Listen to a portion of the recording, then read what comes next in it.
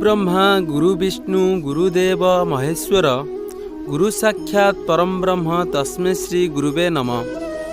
गुरु आम मार्गदर्शक, आम जीवन लेखक। पादे पादे जगुथांती, भलमंद बुझाउथांती।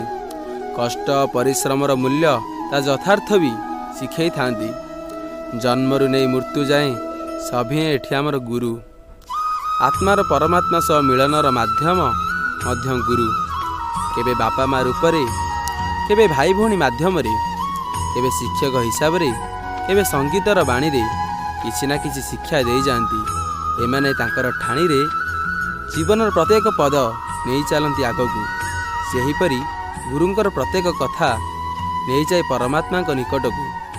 जन्म जेमितिका सत्य, मृत्यु सेहीपरि अटल। बास सेतिकी महत्व पाई गुरु ही मार्गदर्शक। तांकर आशीष सबु निरर्थक भी होई थांती सार्थक।